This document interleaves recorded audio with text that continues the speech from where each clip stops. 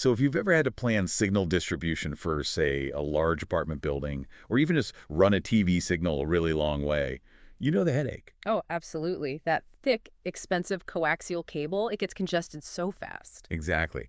And that's what this deep dive is all about. We're looking at the Thor Broadcast F-SATT-Galaxy kit to see how it just replaces all that copper with light. Right. And our mission today is really to unpack the core trade-off here. I mean, it's not just about fewer cables. Yeah. It's a logistics thing. It is. Traditionally, you'd need, what, 5 or even 9 separate coaxial trunks for multiple satellites and terrestrial TV. This system just collapses all of that. All those RF streams into one single fiber optic cable. Just one. That difference in scale is just staggering. Okay, so let's get into the mechanics. The signals come from the dish through the L&B. What exactly is this transmitter taking in? It's designed for 3 independent RF inputs. So you have 2 satellite L-band signals, right from the L&B on the dish. The little box that does the conversion? Right, the low noise block-down converter.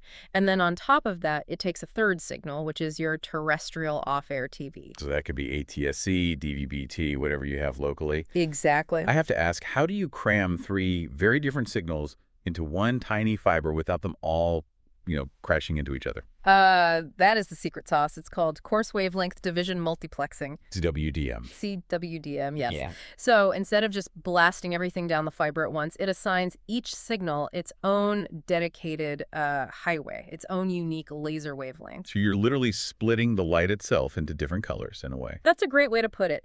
The system uses 5 specific wavelengths, 1510 nanometers, 1530, 1550, and so on. Okay. And this is the crucial part. Those 5 wavelengths map directly to the satellite polarities, the high and low band, vertical and horizontal, plus the terrestrial signal. So there's zero interference. It's all kept separate. Perfectly separate until you recombine them at the other end. That technology obviously allows for massive scale.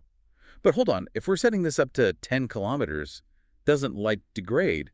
How do you make sure the signal is still good? That's where the high optical output power comes in. It's strong enough to feed up to 32 optical receivers within that 10-kilometer radius. And the signal quality itself. That's managed by automatic gain control, or AGC.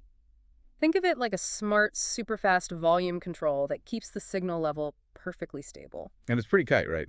The efficiency is something like plus or minus 1 dB. It's very, very stable. And when you're dealing with light, the physical connection is everything. Right. I saw a note about the connectors they use. Yes, SEIPC connectors. They're angle polish. What does that do? It physically stops light from reflecting, from bouncing back down the fiber. You get a much cleaner connection, no echoes. Okay, so if you take those 32 receivers and connect them to local switches, the source material says you can serve over 1,000 outlets. You can, easily.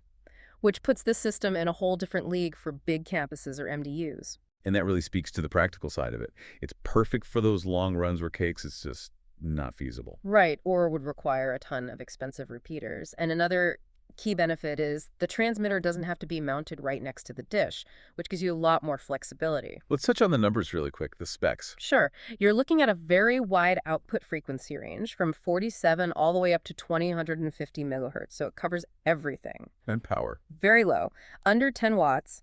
It just needs standard single-mode fiber, and you can mount it right on a wall. It's a simple, elegant replacement for legacy copper. So to sum it up, we basically covered a single fiber system that uses CWDM to merge satellite and terrestrial TV for really robust long-distance distribution. To potentially thousands of people, yeah. Right. And that capacity, the whole 32 receivers over 10 kilometers, it's all calculated using something called optical power budget methods. Which brings up a final thought for you to chew on.